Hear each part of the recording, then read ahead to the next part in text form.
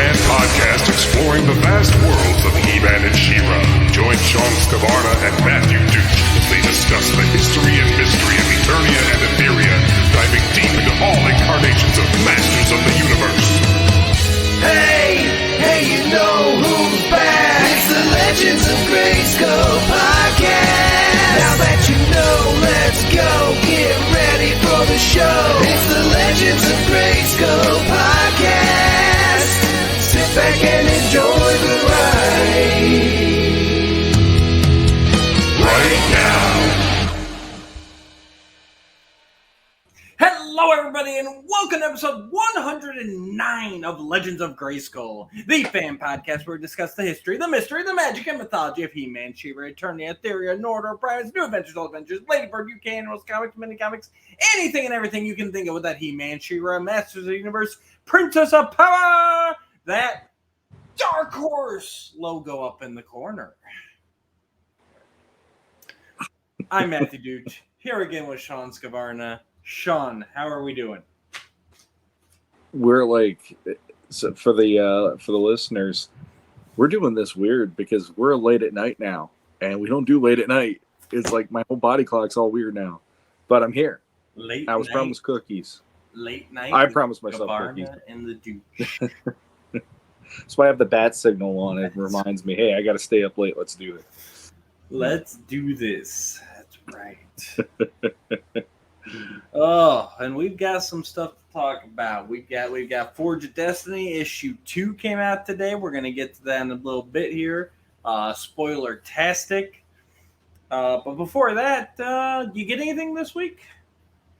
Let's see. Let's see what I got over here. I got a little. There we go. Something called Trapjaw. The inferior version, but yes, you got him. The superior version. Nah, I don't care what you and Curtis say. That pink one ain't gonna cut. It ain't gonna hold any water for me. I don't care. Oh, he looks beautiful. I'm glad you got him. I'm glad I just opened them right before we went on to record, so it was the first I actually had a chance to sit down and really do anything with them since I got them earlier in the week. So I will be doing a review probably this weekend. Nice. On this channel and the Off-World channel. I'll just combine it and go over them because honestly, I haven't even gone over the parts. All I did was he came with his claw, the pincer claw here, and I was like, nope, I need the gun. So I put the gun on, and after that, that's all that I've gotten to do with them so far, other than present them. So yeah, great figure for Halloween to be putting out this year and stuff like that. Though the timing of it for me. So yeah, and the coolest thing is, I have 2 versions of He-Man. And then I have Anti-Eternia He-Man, which is now a 3rd version. So this is really fun to actually get a non-He-Man for the first time. He did not disappoint. So that's true. You are stacking up the He-Mans. Oh, I'm stacked to the rafters with He-Man. So bring on the bad guys. Let's do this. I will say though, it seemed like Battle Cat was like a really long solicitation. I mean, because that came. But the first prototype was the PowerCon that I went to, so 2021. Mm-hmm. And we just got him in hand now. Yep. So that's a good 2 years. Whereas Trapjaw, I feel like they it was less than a year from being shown to solicited to in hand.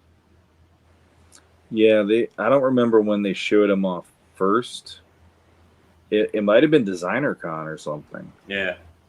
Somewhere it was like early in the year, but the solicitation or the pre-order wasn't that long ago, or it doesn't seem like it was. No, and then on top of that, they pretty much right after that one, then they just stacked it right on top with the Filmation colored version. So it's like bam, bam, you got 2 Trapjaws coming at you one way or the other. March 7th is when he went on pre-order. So here we are, 6 months later. Yeah, so everything seems to be getting back on track to more of a regular release schedule. Yeah. Pre-order, solicitation, release. Like things are getting better. So. Definitely. And like quality wise, I mean, these are a majority of him is all new parts. Yeah. And I'm really loving what they did. And I'm not gonna lie, looking at him from the thighs down, all I keep going is, oh man, if Manny Faces shows up soon, I'm in trouble. That's like the first thing that I went to is just like, I know that armor is going to be interchangeable with him if they go there, and they already have half of them ready. So yeah, Right. I again, it's like for somebody like me, and I know you collect them as well. I know Curtis collects them as well too. It's like, this is so much more what I'd rather be seeing than what we have on the shelves and stuff in the stores. And I'm glad someone's able to do it too, along with what Mattel's putting out and stuff, because this is what's keeping Masters alive for me, like alive and well. So Nice. Speaking of the crap they have on the shelves, I picked up Masterverse Whiplash this week. So you did. I did. I didn't call it crap. I'm just saying it's not for me. We all knew what you meant. And I just get it away from me. Get it away from me. Just opened him up now, so we're gonna go ahead and stick the tail in there. And this is actually a really nice looking figure. His tail does have a bit of a bend to it, so there is a little bit of posing that you can do there. Of course, it swivels. Standard Masterverse articulation. He is one of the beefier figures. And of course, what I loved about this is he's got the very vintage concept art look with the helmet and the armor and everything. But of course, that does come off really easily to give you a more classic Whiplash look. I do have the Class 6 Whiplash, and I gotta say, this is a nice runner-up. Like I was impressed with him just on the fact that I can put the armor and everything on, and he looks different enough to be on my shelf along with him. But in hand, he's even cooler looking. There's a lot of great sculpting and detail on there. In addition to having the two damn near completely different looks by the time you strip the armor away, and you get a much more normal looking Whiplash. Very well. There's some very nice detail on his legs and stuff. That's probably the closest we got into the old demon feet, but there's definitely a lot of detail there to make it look really nice. He does come with his orange spear, and then he also comes additional hands. He's got a nice axe, and he does come with the fire torch from the concept art, which, considering I was one of those that picked him up on clearance at Target for $10, like that's worth it for the torch alone. Sure. And I've actually picked up a few, so I figure I'll leave the armor on a couple of them and have them flanking my classics Whiplash, and be some cool little Caligarian brutes. So, very, very well done figure. Great detail throughout. I'm really impressed. I continue to be impressed with the Masterverse line. No, he looks good. I mean, I'm not, you know me, I'm not the biggest Whiplash fan, but I do like how they melded the concept with the news. So however you want to display them, you have options, like you're saying. So it's a cool helmet in there. Like the armor is cool. It's not some of that concept art you look at, and it's like, man, I can see why they didn't go that route. But this one I look at, and I'm like, nah, that's a really good design. Like they just cheaped out on him back in the 80s. That's all it was. No, I agree, because like it would have made him a little more distinct to me, and maybe that would have got him more eye catching than he was for me as a kid. It's like how you don't really see too many Skeletor's guys wearing helmets except for Trapjaw. Like off the top of my head, Trapjaw. I mean, but so it'd be kind of cool if he did have his own kind of distinct look like that, give that barbarian vibe, you know. So yeah, agreed. It's a lot of fun. But yeah, that's what I got this week. And speaking of Masterverse figures, we might as well just share this and let's talk about some of the news that came out today. If I can find the right tab. There it is. So we got another one of their big blammo. Here's a ton of stuff. yeah. Some of this we'd already seen, and some of this is new here. So we'll start with the origins. As previously seen, there is the Filmation. I'm sorry, not Filmation line. The cartoon collection, which makes them taking the characters and making them look very similar to a certain cartoon made by Filmation, even though we won't say Filmation, that came out in the 80s. So this is just going to bug you. They use the freaking colors. They use the font. And then every interview, they say Filmation, but they couldn't just put Filmation on the packaging. Yes, it's going to drive me nuts. But, so you got and this is a redesigned Origins buck. So I forget exactly what the differences are, but there is a different profile to it. And in my opinion, it looks better. So you got He-Man, you got Skeletor, Beastman, Man-at-Arms, Teela, and Trapjaw. I don't know if Trapjaw was shown previously, but I know the other ones were. I want to say he was. I think he was. I feel like I've seen him. I think, yeah, when they did SDCC, they had them all out there as far as I know. And the hardest one to get a bead on was He-Man because he was so far back. Yep. And then we started getting better photos of him in box now. So. Yep. And it's interesting because they all come with a Filmation specific accessory. Man-at-Arms comes with his Freeze Ray. Beastman comes with the the Dragon Invasion. And He-Man comes with the Sword of the Ancients from the Masks of Power episode. And that is what they show him posed with here. Now, don't worry, because I have seen some worry online, like, why did they redesign He-Man's sword? They didn't. That's a different sword that he comes with from Masks of Power, the Filmation episode. He still comes with his traditional power sword, so don't worry. Shawn, are any of the Filmation figures doing anything for you yet? Not the way that they're doing it for you, but I actually, there are things about the new bodies that I feel are working better for me visually, at least. Yeah, they look more solid to me. They still have the same articulation and stuff as the other ones, but there is, I don't know, there's something about them where I'm just feeling they're working for me a lot better than a typical Origins figure has. It looks more natural, like they've refined it.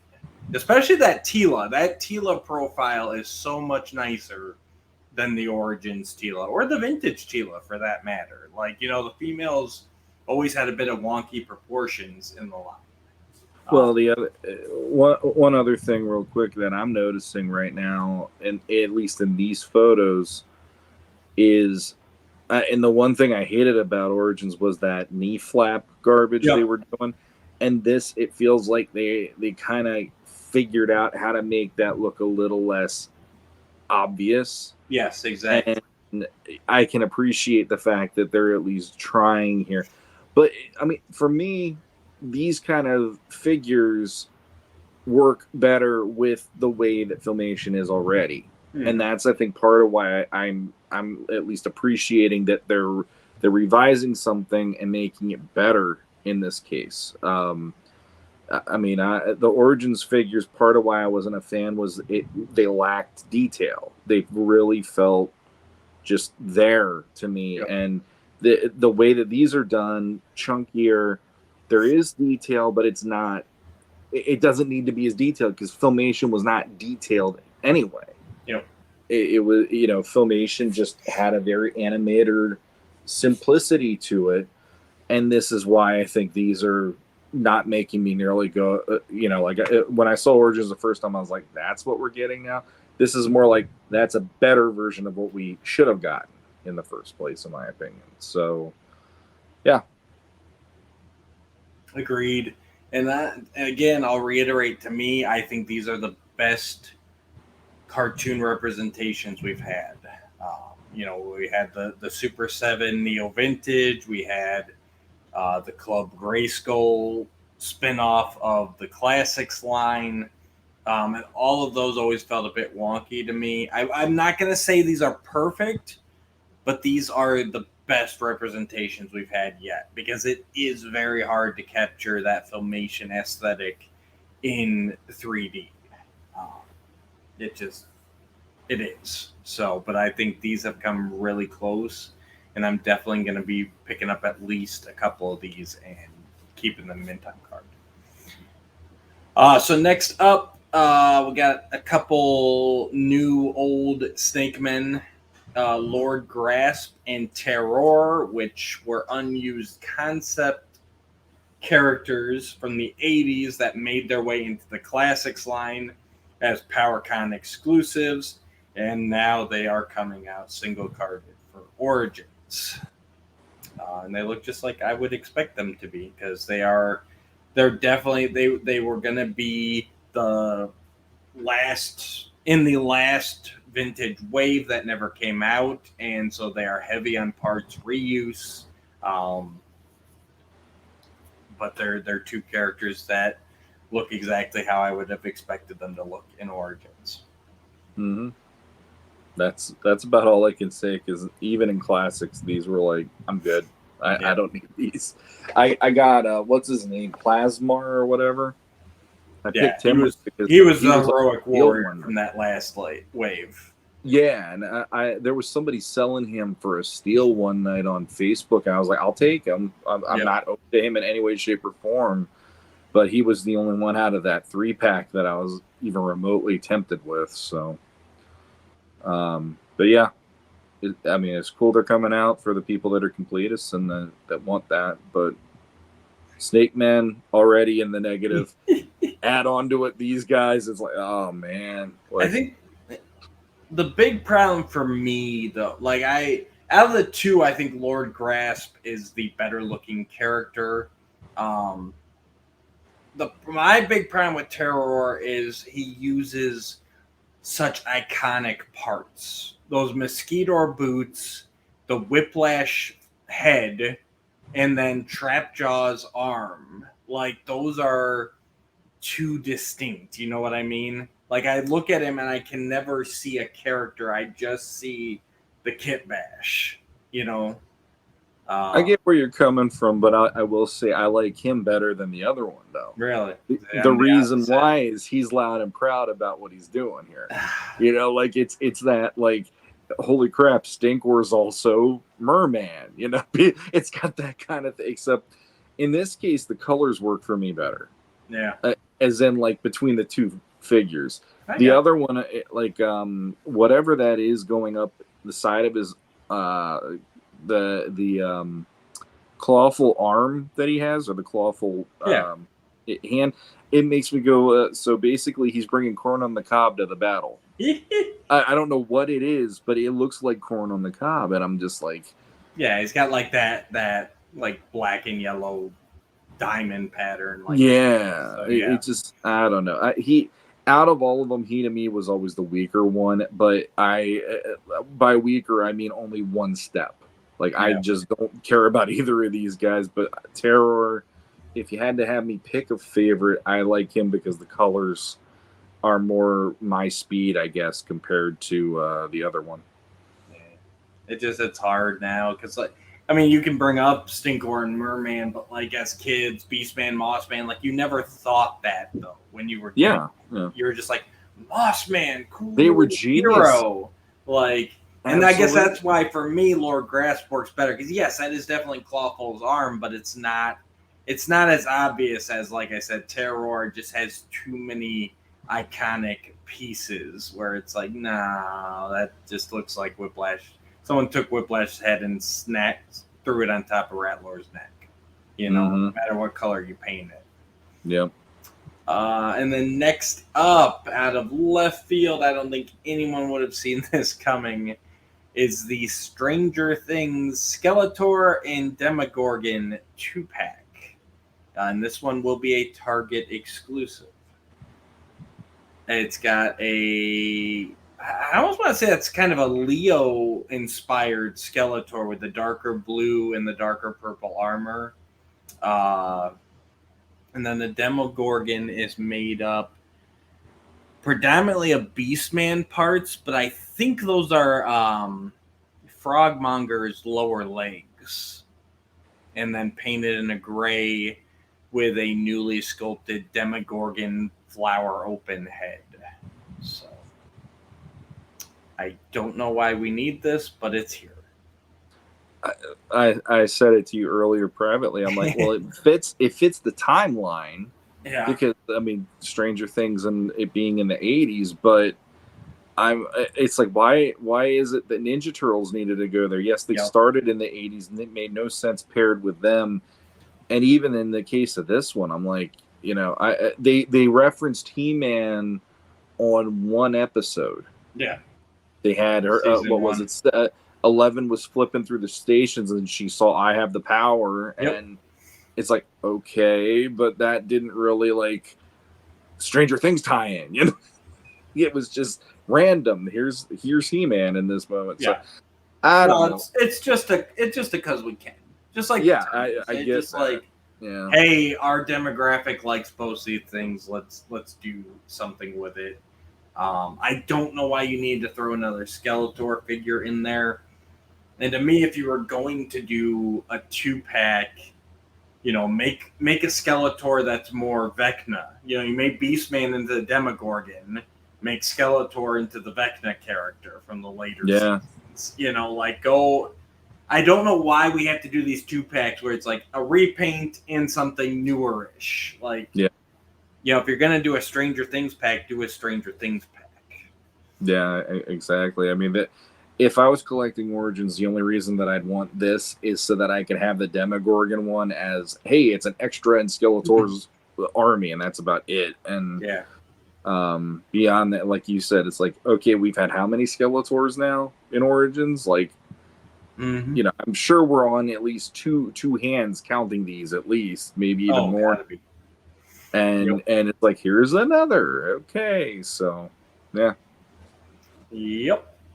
Happy for anybody who was gunning for this, but yeah, just kind of a weird cash grab, in my opinion. And then last up for the Origins, we have Necroconda, which is clearly a Snakeman looking to be glow in the dark, nice translucent glowy blue. He's got a hood, reused snake armor from the Snake Armor Skeletor. Kind of hard to tell the rest of the details, but I do believe that he was actually teased on the Snake Mountain box art. I probably should have verified that first. But, he's definitely the winner out of this group of reveals here. Yeah, I didn't know he was even a thing, so maybe that makes me a bad fan, but he's one of those characters. It's got the glow in the dark deal. The Scareglow vibes are strong here. That could have been a cool team up. Have Scareglow and him together on the shelf, two glow in the dark characters. And I do like that they're taking something that really wasn't that great, which was the Snake Armor Skeletor vibe, and turning it into something that's actually pretty cool. No, I did agree with that. And I didn't even catch it at first. It took a couple times looking at it before I'm like, oh, that's what that is. So like it's so much better utilized there. I mean, this is what it should have been. Instead of making a Skeletor snake armor, it should have just been, here's a Snake Man with snake arm. This guy, I will say, this guy looks like he could probably take on the Snake Man and win. Yeah. Like he's got this regal vibe about him, and he also has a sinister vibe about him that none of the Snake Men have, for my money. And I'm kind of digging it. You know, like I don't know what his story even is. I kind of be interested to know what his story is. Is he a dead snake warrior that came back, or a dead leader that came back, and now he's going up against King Hiss for the rulership of the Snake Men, or is he's this weird like Scareglow? He's kind of off to the side doing his own thing, but he's out there and he's freaky and creepy and ooky and spooky, and there you go. I don't know. I'm in a Halloween mood. I can't help it. We're getting there, and I really love Halloween. So I can't verify it now, but unless he's on one of the side panels of the Snake Mountain, but I'm 99% sure that he was actually likes to sneak in those little teases and stuff. Mm-hmm. But I also can't find anything but a front view of the new Snake Mountain box art right now. Gotcha. But other than that, I think he is a wholly original character. Besides, like I said, maybe a tease on the newest Snake Mountain box art, but that would be it as far as I know. So, I dig it. So yeah, some cool reveals there for Origins. Some stuff we've already seen. Now moving on to Masterverse, I do believe that all of this had been shown off previously. So this includes Revolution Sorceress Tila, Revolution Skeletor, which is the bionic. Skeletech is kind of the nickname that had been going around the internet, but it looks like they're keeping him just plain Skeletor. The New Eternia Trapjaw, New Eternia Man-at-Arms, New Eternia Mechanic, New Eternia Triclops, the Gwildor and Orko 2-pack, and the 87 movie version of Evil Lyn. And rounding it out is the Revolution Battle Armor He-Man. So, now, like I said, these are all figures we'd seen already. But the one prominent thing, and I know you picked up on it right away too, Shawn, is that they list Battle Armor He-Man as Revolution. Yep. So does that mean we're going to see He-Man powering up in this new season of the Netflix series?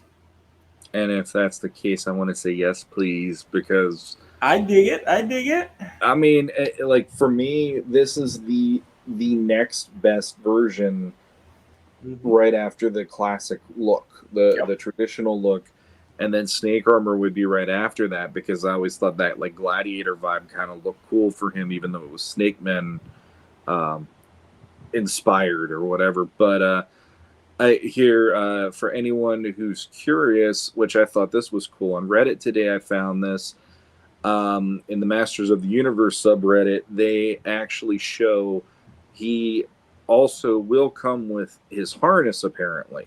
So you get the normal He-Man, the normal H harness like in Revolution and Revelation.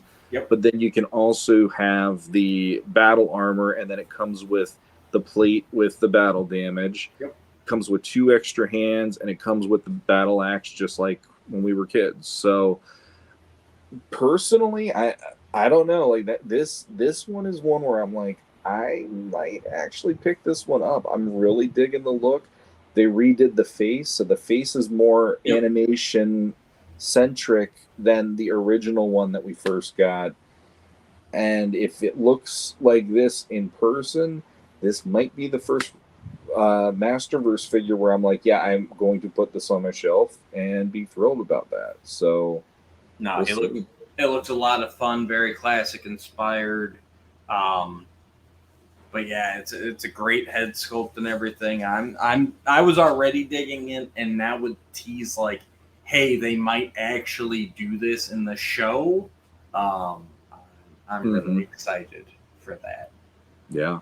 The other interesting thing of note that popped out to me is Gwildor and Orko 2-pack That's going to be a specialty retailer exclusive. So that your Entertainment Earth, your Big Bad Toy Store, your local comic shops, any of those kind of places can get this. But I found it interesting that they don't have a tag on that. They're not New Eternia, they're not Revolution, they're not Revelation.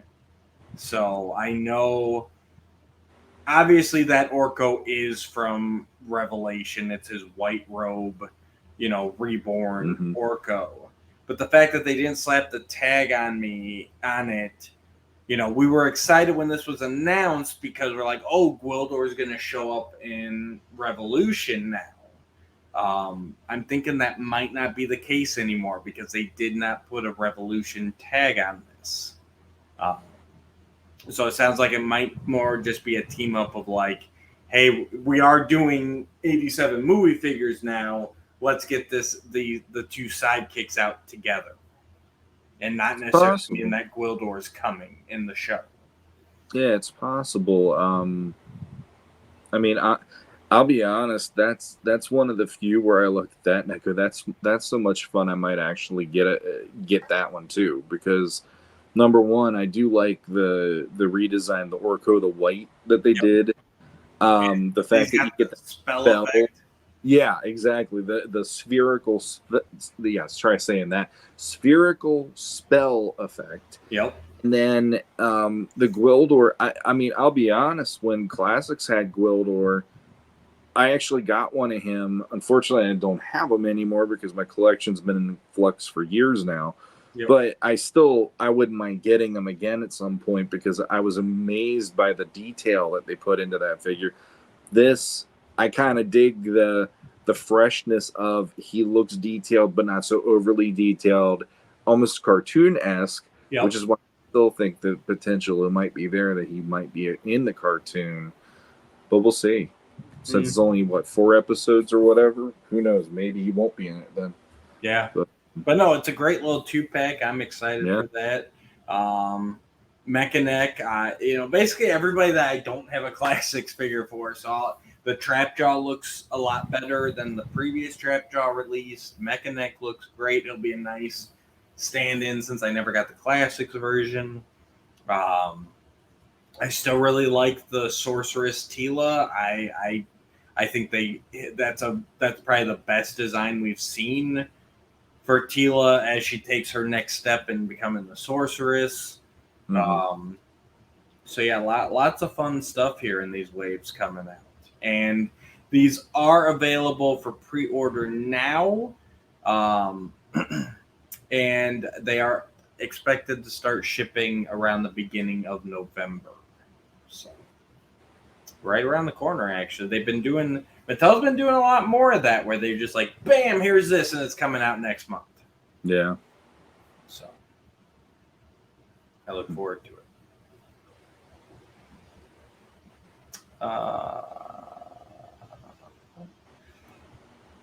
And last up, a little bit of news that I forgot about last time, but it was rumor. Now it is reality.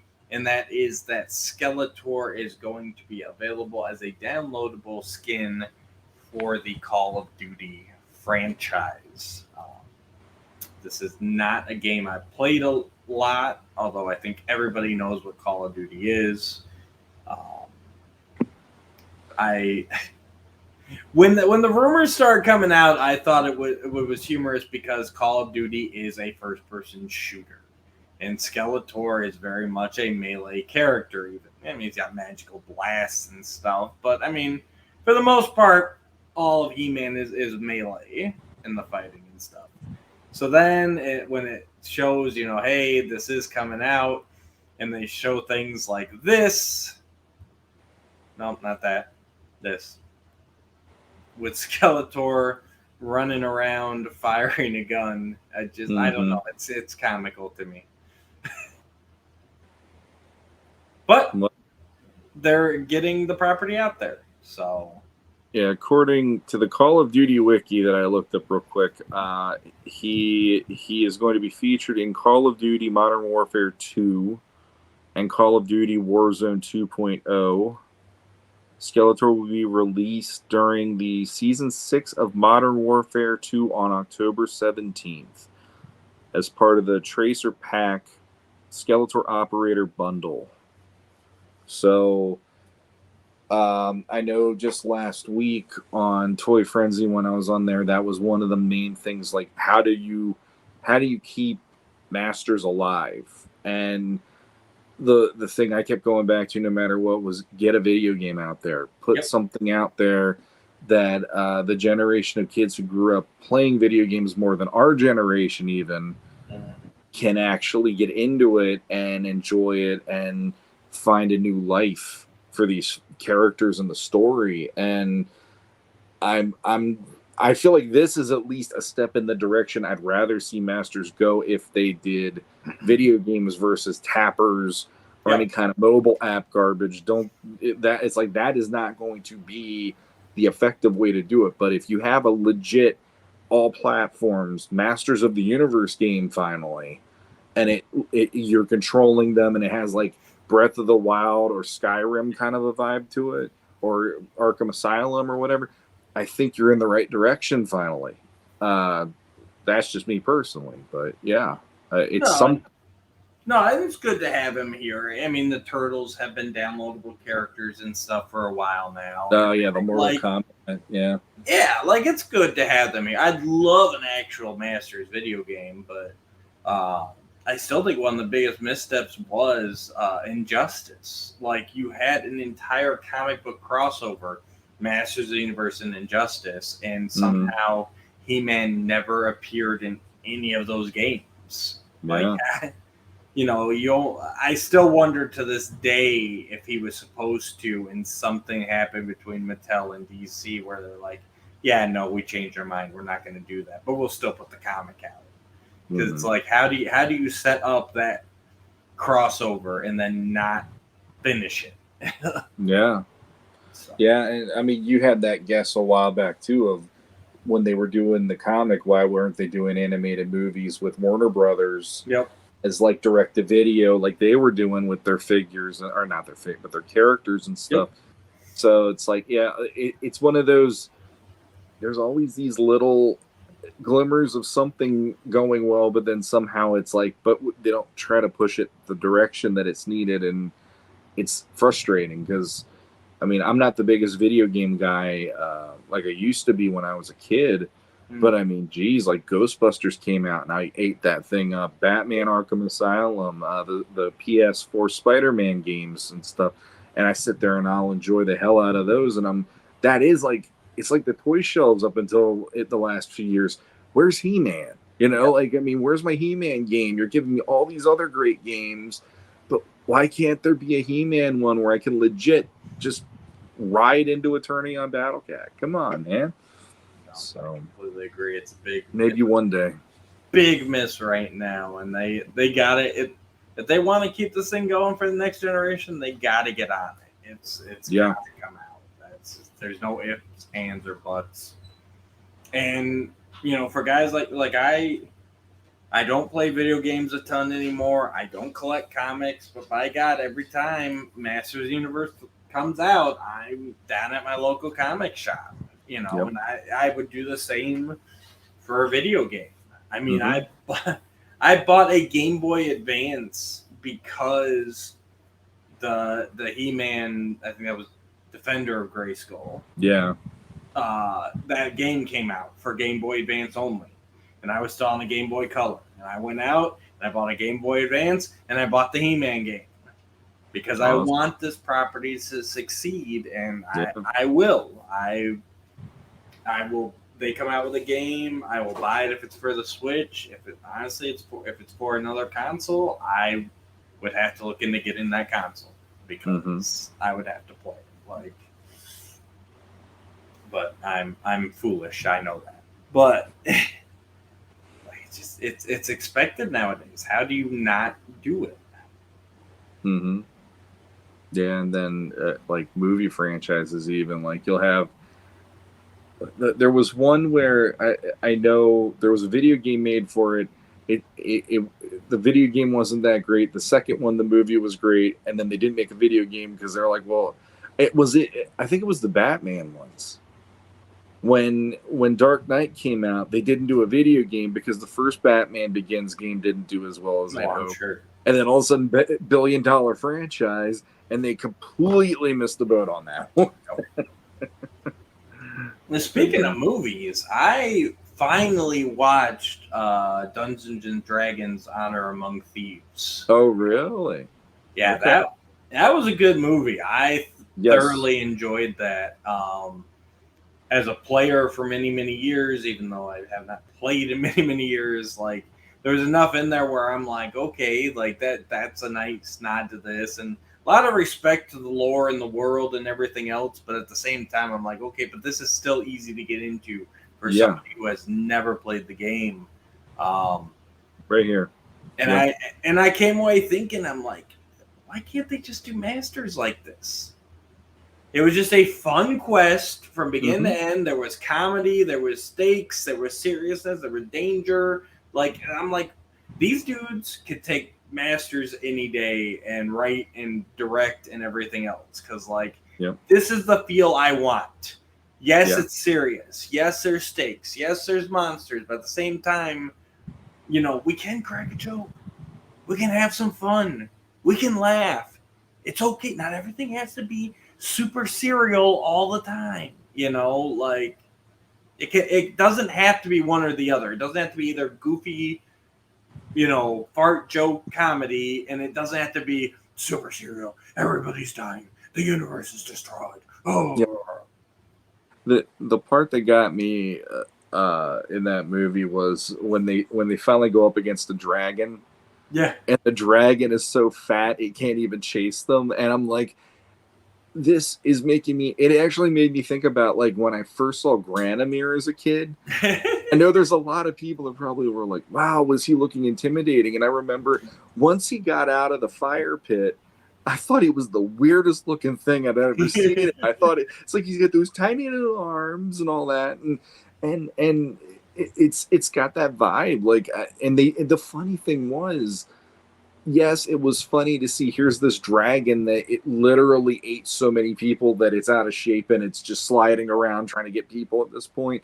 But it didn't mean that they weren't in danger, which I liked. They didn't play it up to be like, oh, this thing's so fat and it's just giving up. No, it wanted to eat them anyway. So there was stakes in that scene. But when you first saw the dragon, you're like, oh my God, is this really what they're doing? And it worked. And it's a time-honored D&D tradition where it's like, as the dungeon master, you got to, like, how do we keep this exciting and everything for the players? But, you know, taking into account the player levels, like, they can't go up against a adult black dragon. Like, they are not powerful. I mean, your spellcaster can barely do spells at this point. Yeah. So, you know, and that's kind of one of the fun, like, almost meta things, where as a DM, you got to kind of think, like, okay, how do I make this exciting, but at the same time give them a chance, you know? So it's all that kind of wrapped in. So exactly, and I even loved when they get into the tournament at the end of the movie, and they have the big maze and all that stuff that they're dealing with. One of the things, if you haven't seen Dungeons and Dragons, well, I'm not going to spoil the whole ending, but what I will say, if you haven't seen it and you want to see it, keep your eyes peeled in that scene, because you are going to see homages to the old 80s cartoon with some of the people that are in the maze with them. And when I saw that, it made me smile to go, they didn't cower away from that even. That was very much front and center in that scene where you could see those players. And I thought it was great for that too. Like they like you said, they embraced the gameplay. They embraced the imagination of it. They told a really, really good story that actually was pretty heartfelt and had some really good stakes, like you were saying. And they didn't shy away from what made it great to begin with for people of the 80s. So I tried to get my kids and my wife to watch it, and they just couldn't get into it. But I just sat there going, you people are nuts. This is so fun. I watched it like 2 or 3 times in a week. Yeah, that's surprising. I watch it by myself, but that's definitely one I'm gonna throw out to them. Like I said, I think definitely my kids would get into it. I think even my wife, like, there's enough there. Like, there's some good backstory and character development in there that like it's a legit story. And Yep. the acting throughout, I mean, obviously Chris Pine, but even, and I didn't even know like the two girls, the druid and the fighter, like I don't know them from anything, but they were really good. Hugh Grant and his character, I'm like, we need to see him in more of those roles. Absolutely. He did very well. The way they played him up in the preview made him seem one note. Yeah. It was a disservice because when you see who he is, what he is, and his whole idea of what he's doing, it really does make you just go, wow, this is like a way more multifaceted character than I expected going into this. And I agree. He's doing some stuff where I'm just sitting there going, Hugh Grant, you magnificent bastard. Yeah. No, it was good. It was good. It was good throughout. Like I said, I'd love to see a similar treatment from this. Sure. We need to get those guys on more. Mm-hmm. All right. I think it's time for us to get into what we are getting for Masters right now. And that is Forge of Destiny, issue number 2. So in the previous issue, again, this whole thing is a prequel to the Revelation series. And I did pick up my physical copy of number 1. Uh-huh. Luckily, they still had one copy. I have not been able to find any of the variant covers for this, unfortunately. But yeah, so the previous issue, we had King Randor along with Man-at-Arms, Tila, and Adam heading out on kind of a peacekeeping mission, getting allies against Skeletor. Meanwhile, on the remote island nation of Anwat-Gar, we are introduced to Prince Dashel and his cohorts, who are tricked by Evelyn into stealing an ancient artifact that can take down Grayskull if used properly. And Dashel ends up injured after Evelyn takes it from him while she was in disguise as Adam. And so the Anwat-Garians declare war on the Royal Palace of Eternos. Very good issue. We both liked it. Then we both gave it 2 power swords. I should have looked that up. But that sounds Yep. Yeah, we were both completely like, okay, let's see how this next one goes, because that one was a treat. Yep. So we come into this next issue. We pick up on the island, or the coastal town of Madaka, where the royal frigate is waiting to transport King Randor and his caravan over to Anwat-Gar. They have just come from making a treaty with the Panthermen. We got some thinking. Man-at-Arms is always prepared, always on the lookout. Adam's crying, pouting, because if you recall in last issue, he got caught sneaking out of his room by Tila because Orko's spell did not work quite properly. He tried to create a fake copy of Adam. Excuse me. He snuck out to become He-Man, but Tila thinks he was shacking up with the Panther Princess. So. Wow. Yeah, so we got some tension here. And Tila is kind of bemoaning her status as bodyguard to Adam, how she can't be his friend anymore, and she's got to be his protector. I like that still. I thought that was a great little moment for her, because it gave her vulnerability. Yeah, and her opening up to him in that way, and him getting to see what he made her miss out on by the way he's been. Yeah, I like that he's seeing that, and that was definitely one of those moments from the first one where I'm like, I did not expect you to go there, Tim Seeley, but you won me over in that little moment. So, yeah, no, I like the little catch ups. You know, we're getting into the thought process of everybody, which is great. I love novels and comics and everything because you can get into the headspace that you can't get into in movies or television. Mhm. And yeah, it's nice seeing everyone's kind of struggles as Adam. You know, this is Adam in his early years as He-Man, so it's nice to see him kind of realizing like how this is going to play out in the long run. Like, oh no, there is going to be some consequence. I am going to lose some stuff personally, in order to do this role that's needed. I also really like the Dragon Walker redesign here. Like they gave it some, it doesn't have the spinny thing, but it's a solid tank. The dragon looks menacing. It's got some jointed legs. We need a new Dragon Walker Mattel. Let's go. Yeah. I wonder how fast it's going to go, though. That was the beauty of the toy line. I know it, but like looking back on that, I'm like, that's like the worst possible vehicle if there's an emergency, no matter what happens. I still want to get it because and I know there's the clip, the Filmation deciding to animate the Dragon Walker in its toy function looks terrible and takes forever.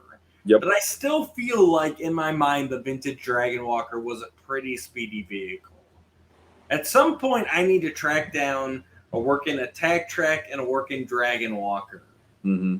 No, we'll throw Spydor in there too. Why not? I think those were all the battery-operated vehicles. And we'll see who's the fastest. Yeah. I mean, if I had to guess, it'd be Attack Track. Yes. And then I'd say maybe Spydor would be next. See, I think Dragon Walker was faster than Spydor. We got to test this at some point. Yeah, I feel like the mechanism, the revolving part of it made it slower no matter what happened, though. We'll test this, viewers. Don't worry. Yeah. We'll get to the bottom. That's cool. That's cool. Well, it will have it be like NASCAR, only for Master. Yep. It'll be NASCAR. NASCAR. So while everyone's thinking and talking and all this on the seaside, the Royal Caravan is attacked. Surprise, surprise. Some soldiers from L.O.G end up destroying the Royal Frigate, but Teela realizes that was just a casualty and they're actually after Adam. So she locks him in the attack track and goes on the defensive. Nice little action scene here. I like how everything they're using is like Eternos tech, but upgraded. You know, you got their Sea Dog sled, which is basically a sky sled with a different base on it. Yep. They've got a Roton-esque vehicle. It's nice how they just kind of built off. You can see the divergent paths that, like, you know, the regular tech took, and then L.O.G kept going as they became recluse from the rest of the world. Mm-hmm. Yeah, I was probably more surprised than anything that they had their own version of the Roton for some reason. Like that one shot in here, and then on top of it, I don't know why it's that face threw me, because I kind of figured it would be, for lack of a better term, maybe more Asian influenced. This just looked more like a DC comic book version. Like this should have been a superpowers vehicle or something in the old line. It's a bit of Brainiac, you know. Yeah. Yep. And it looks like maybe like one of the Metal Men created it, because they always have their faces sticking out in this.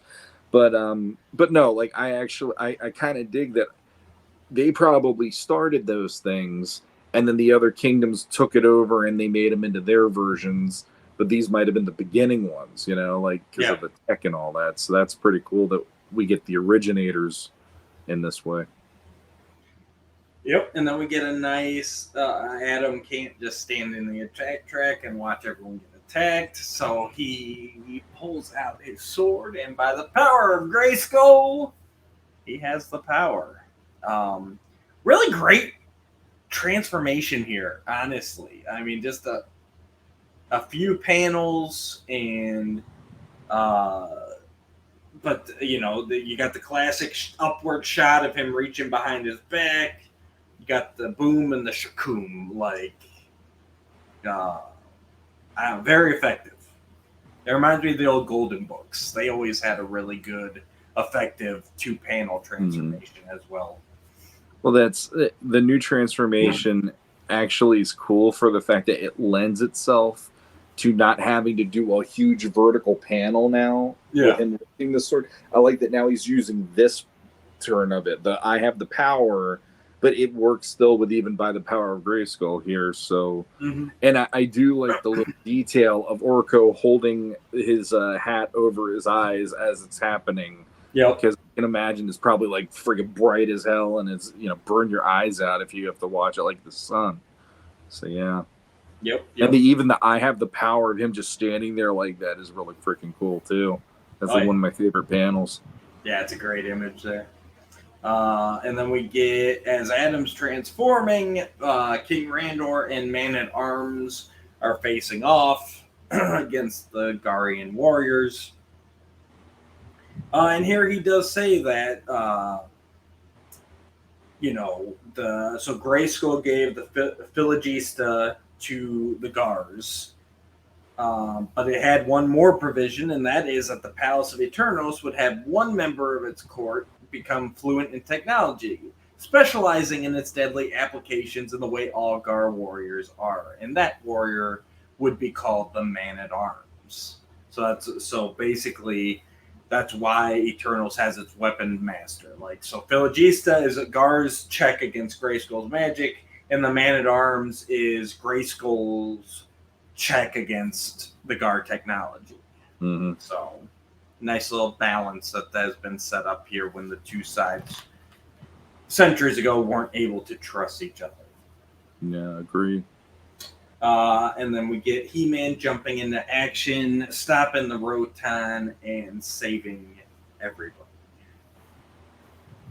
including the Gar. I take that as. Like you see, he's being very Filmation-y here. He's parrying, but he's not attacking. He's stopping, but he's not hurting. Yep. And then we were taken back to the island nation of Anwar, where their leader, Hurricane,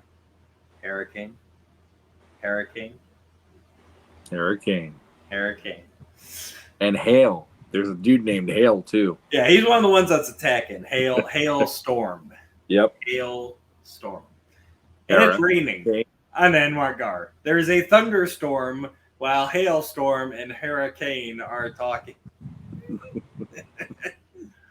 Oh, I know it sounds like I'm making fun, but I'm not. I really do love it. Dad jokes abound.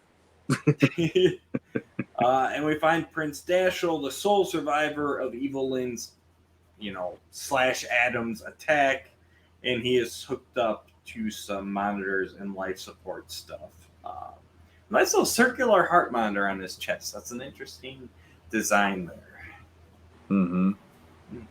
I actually didn't even notice that. I was looking over at the vitals next to him, and you see his heartbeat, but I didn't even notice that he did have the circle there.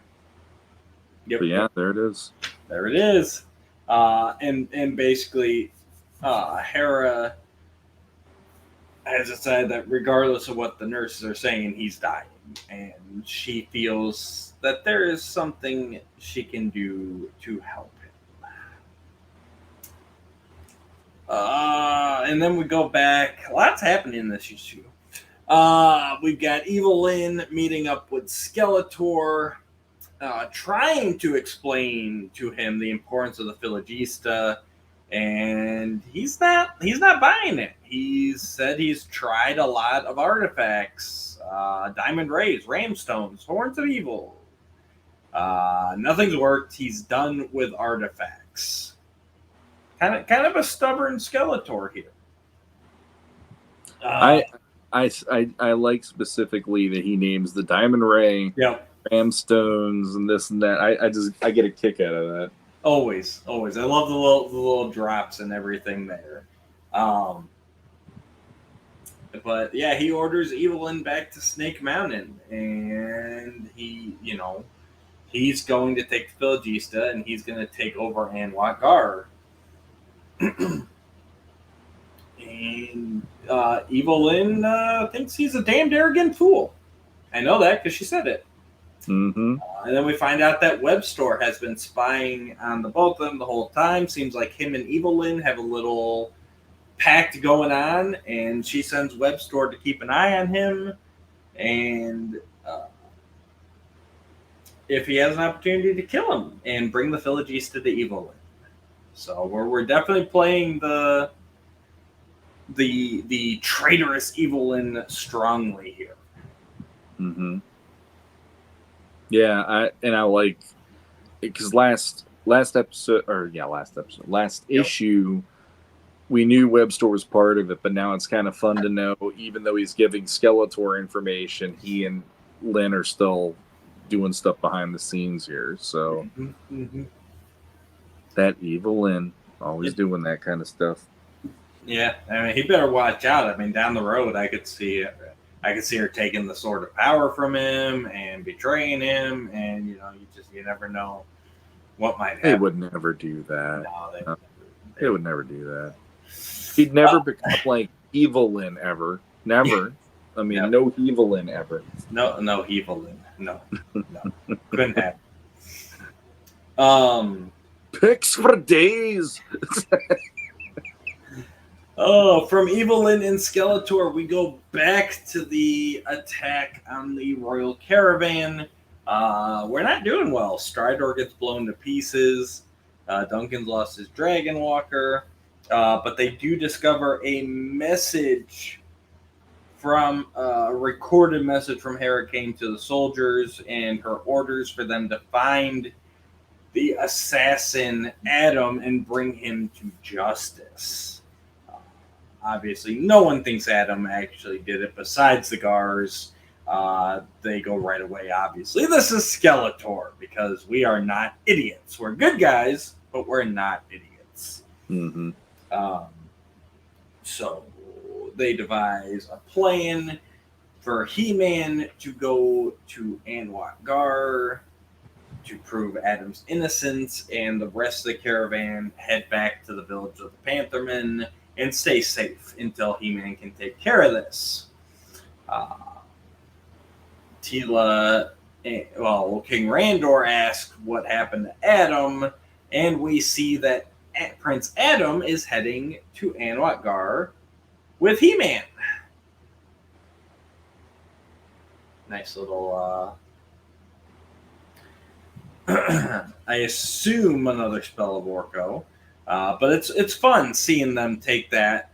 It's so easy to just do he's safe. But no, we actually see Adam running with He-Man, which is nice. However, Teela also sees that and decides that she is going with them. And she leaps a few warriors and gets onto the boat with Adam and He-Man. Unfortunately, she lands on Adam, splishing him into goo. Don't know how we're going to explain that one. Nope. Thoughts, Shawn? So I like that they called it back from the last issue because it is something that happened. But the idea of this is making me just go, I think one of the ways they could have made Orko a more essential character for me as a kid, and even me now, is what if Orko legit was, I'll be Adam, and I'll do an illusion to make me Adam, and you go and do He-Man stuff while you're He-Man, and I'll be the one covering for you. Yeah. People aren't going to ask, where's Orko? They're going to want to know where Adam is. Mm-hmm. So there's that element when I look at this of like, I wish that was something that was canon to this day. Yeah. I know one of the Golden books went there, and you and I talked about that. That and the newspaper strips did this kind of thing a lot. And it was proposed in the original pitch for New Adventures was that the Starship Eternia was going to have a program that created a fake Adam. So for He-Man to slip off. So it's definitely something that's been thrown out there in quite a few continuities over the years. See, I do that. I enjoy. I like the idea that you could have Adam and He-Man in the same room, and you can get over some of this stuff. Yep. And make it not as dramatic as Revelation made it. I think my thing with this in practice though is I'm looking at it and like I actually when I got to that panel where there's He-Man and Adam both running, I actually like looked at it multiple times. I'm like, what? Like that confused the hell out of me. Because there wasn't really, I didn't see anything before leading to that moment. So the storytelling was clunkier for me in that moment. It wasn't like they could have had one little moment, one little panel of Orko doing that. I know how I could help him. And then they go to the battle and then you see Adam running and then you're like, I bet that's what he did in the last issue. And then boom. Yes, it was, you know. So that, yeah, storytelling clunkiness there, but for the most part, it is fun that moment happened. And the next issue, I'll be curious how He-Man even tries to dig his way out of that hole. Yeah. Because that's, or climb his way out of that hole, I should say, because that's definitely one of those that backfired right in his face in front of her. How's that going to work? Yep. And then final scene here, we have Evil Lynn in the hospital over the unconscious Dash, and she casts a spell and awakens, and I'm missing technical difficulties. I'm back. There you are. Yeah, so Evil Lynn casts a spell and awakens her human tornado and wants him to go find the person that he hates the most. Adam.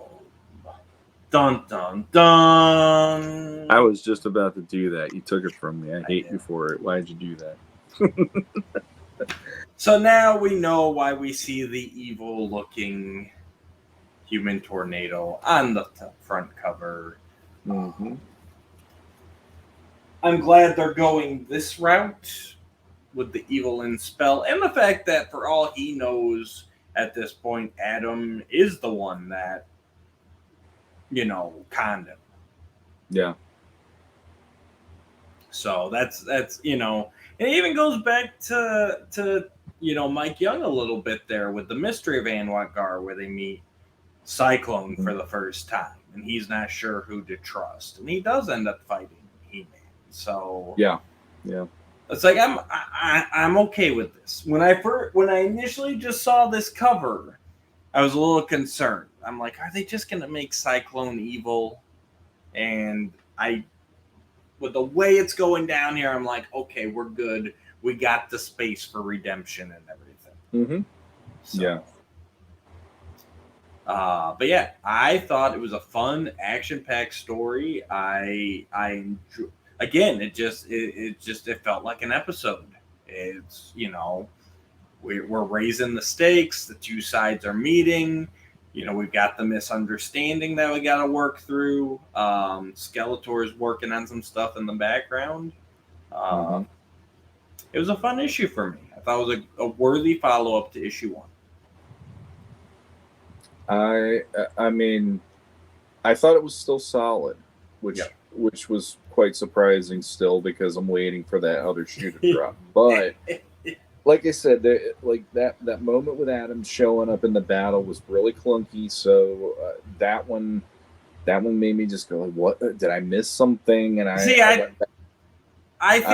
think they did that on purpose, just so you would have the wait, what type of thing. Like they could have easily But we did have Orko doing the spell last issue, so like it didn't come out of nowhere. No, it but didn't I think come they out of were nowhere. Yeah, I think they were definitely going for you to go for that. Wait, what? Exactly, and so that was a little odd. But I mean, you have like the transformation sequence is really well done in this issue. The action sequences, seeing He-Man in action. I mean, hell, he freaking palms a missile. Yeah. And it looks so he literally boom like that, and it just goes thunk right into his hand. I was like, that's freaking great. And just like the way that Eddie Nunez is doing like some of those action poses, it makes it look effortless. This guy was made to draw Masters of the Universe for my money. I mean, he is definitely one of my favorites working on the brand today.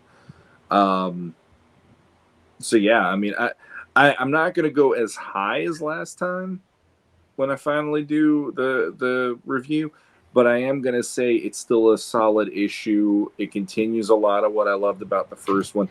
I do even like what you underlined by saying, the idea of having a man at arms is to offset the balance of Anwakar having the tech, but then they have the Philogista or whatever it's called, and vice versa. So it's another example of they're expanding the world just in those little dialogue moments to make you go, it's even more richer than I would have expected it to be. So yeah. And they're doing it in a way where, because I mentioned it last issue, I'm sure I'll keep mentioning it. Like, I never liked that classics bio idea of like, oh, blue skin people bad. Yeah. And this has a way for these two cities to distrust each other without just going, well, you have blue skin and you don't. Yeah. Because that never rang well for. I'm like, you're in a world where we're friends with Avionins and Andrenids and even Mike Young, even Caligars and Spalians. Yeah. But like those blue humans, don't trust them. Like it's so.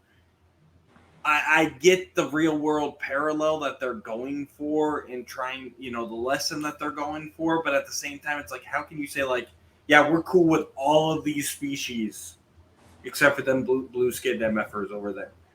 Mm-hmm. Like that's the part that was always hard for me, and especially because you're putting it on the heroes. Like it was in the classics biocanon, it was always the Royal Palace and King Miro and everything, where it's like these are supposed to be our good guys, and you're saying that they've been racist for millennia. Like I don't know, it doesn't. It's a hard pill to swallow. So here with their they're coming with the honestly it's the techno cult, versus the magic star of Eternia that we see in Revelation. Like it's just those two different mindsets, which is like, okay, I can get behind this because it's not saying either is necessarily right. It's just saying we are a technology-based society.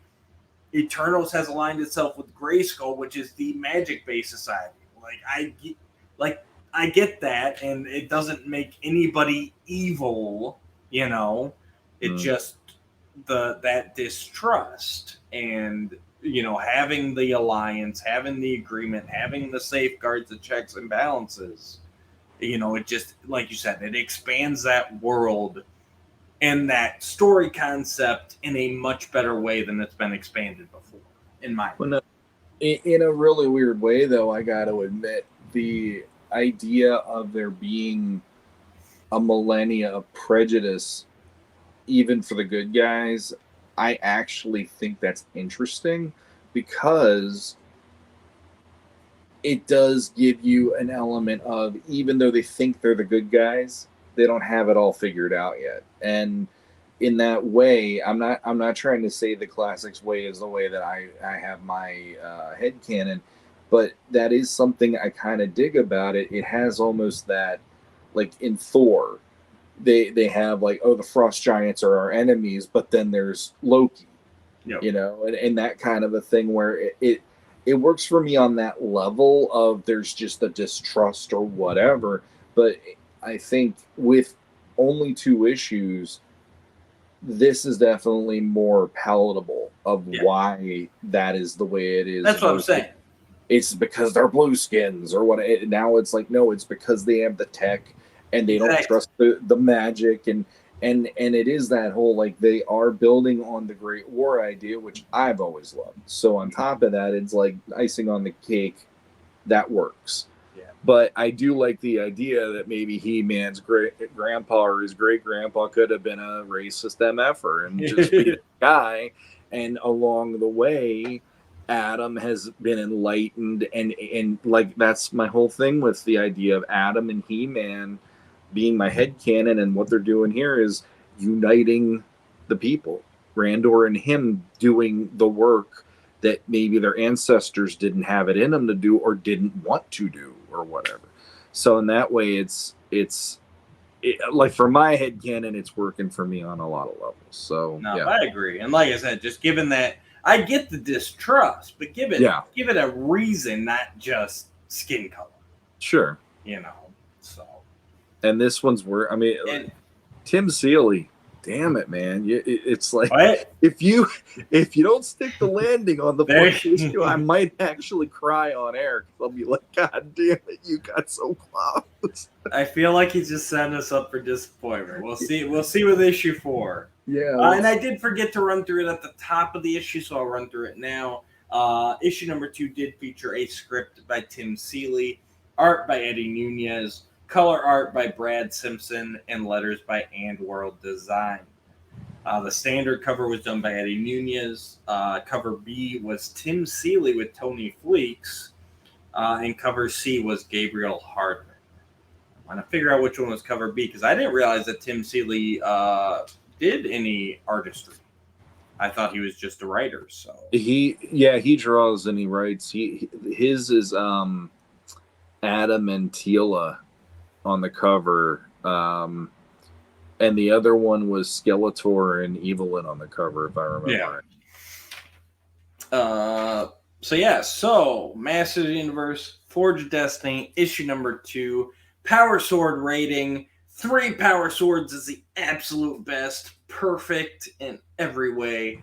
2 Power Swords is a great story. 1 Power Sword is a good story. Could have been better, but it was enjoyable. We got the Cosmic Enforcer. That's right neutral, right down the middle. Neither good, neither bad, but it's there. And then, of course, we got the Havoc Staffs on the dark side. 1 Havoc Staff is bad. 2 Havoc Staffs is worse. 3 Havoc Staffs should be buried deep within Snake Mountain and never spoken of again. You went first last time. I will go first this time. I got to follow up with 2 more Power Swords. I don't feel that this missed a beat from issue number 1. It was enjoyable throughout. It gave depth. Eddie Nunez just gets these characters, and while his illustrations do not, it's not just the toys on the panel, but he's got that feeling like it's his own style, but it's a very amazing style. He gets it. So yeah, I gotta continue. This is another solid 2 Power Sword outing for me. I feel like the first time when we talked about the first issue, I went into it with so minimal interest and so minimal expectation, other than I really wanted to see Eddie Nunez's artwork shine, and it did. So this issue, I'm actually going to give 1 Power Sword. It's not a bad issue. Not a bad issue at all. But I feel like issue 1 accomplished things that really did make me go, okay, this is way more enjoyable than I expected. I've seen 2 outings now with Tim Seeley doing stuff, and every time I'm usually like, I don't get why this guy's writing it.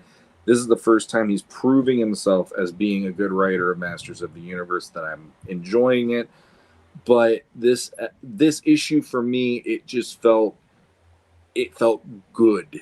It never like rose higher than good for me. Whereas the first one just took me by such a surprise. And it doesn't mean that this is a bad issue in any way, shape, or form. It just is. It's continuing that consistency, but the expectation being blown out the roof for the first issue compared to what I went in with. Now I'm like, okay, I have a baseline this issue. Let's make it go up from there, and please don't make it drop any lower than this, because that would just, it would hurt me right now, because he's really doing some good work on this title. Absolutely. I can't wait. We got issue number 3 on sale November 1st. So day after Halloween. Yeah. Cannot wait. See if Skeletor ramps up his sneakiness here. It's mind-blowing, though. It's like you and I are both like, we can't wait now. Whereas when it first was solicited, we were like, okay, we got to do this for the show because it's He-Man. Yeah. Now we're both like, I mean, next one's going to be just as good. Either way, I was going to get it. I was trying to keep my expectations low. And unfortunately, like we've said, he's been exceeding the expectations. This is what I'd hoped for since the comics started back up, like just some good adventures. And I'm still so worried because he's making us hope again, and we've seen how his endings usually seem to go. So hopefully this one just keep doing what you're doing. Yeah. Just cruise through, and no He-Force. Just you don't have to jump the stakes at any point. Just do it from here. Finish it. Carry it through. Make it work. The seeds are all planted. Make it grow at the end. That's all. But yeah, that's basically it, right? Like, normally we're like, man, I hope they go crazy and do this or that. It's like, no, we're at a point where I can pretty much predict how this story is going to go, and I'm really hoping that it just goes how I think it's going to go. Like, I would be perfectly fine with that right now, to just like, you've done A and B, let's finish C and D. There's no reason to try and shoot off to X. Like, just roll with it. Yep. So. My only thing after this is, if they do any more of these, which I'm kind of tired of the miniseries. Can we please just do an ongoing book at some point? If we do get an ongoing book, and if they do anything after this, keep Eddie Nunez on those books. Mm-hmm. This guy can draw He-Man like nobody's business. He gets the look. Yes, we're continuing the Revelation and the Revolution vibe, but I'm enjoying seeing his take on it in these pages. Yep.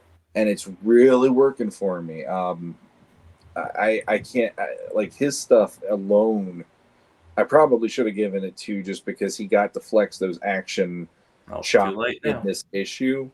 But I'm still going to stick with the 1 because I feel like I said, this is a good baseline compared to last issue. But yeah, he's a treasure to me on this book. Getting this from cover to cover, his artwork being in there, just, oh my God, I'm eating it up. Agreed. All right, guys, thanks for joining us tonight. Hope you enjoyed our review and everything else. Do us a favor, go down below, click the like, click the subscribe, the little bell there, so you know when we have a new episode out. Feel free to share us around. We'd really appreciate that. Coming up this Friday, we should have a new Off-World episode, but unfortunately Curtis is having too much fun playing around with his Temu version of Off-World, and so we're not going to have a regular episode. It'll be another off week, so you have that to look forward to, I guess. Shawn's supposed to be there, so that's something to look forward to. Curtis is supposed to be there, so it's kind of a wash. I still have to get a hold of my lawyers about this whole thing. But we will be back with a full regular episode of Off-World on Friday the 13th of October, so make sure to tune in for that. It's going to be a banger. And we should see you in another couple weeks for another Legends of Grayskull. Shawn, anything you got?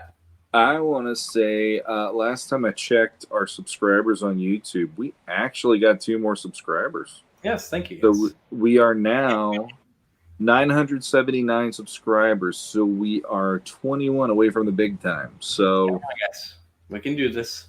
Like Matt says, share us around, subscribe, hit that bell, like all that, because we've been at this precipice for so freaking long. It'd be great to jump over and finally get into the thousands. Agreed. But yeah, other than that, Off-World this week. I'll be there, and I'll be there the next week too. And until next time. Until next time, guys. Fire burns. Oh, come on.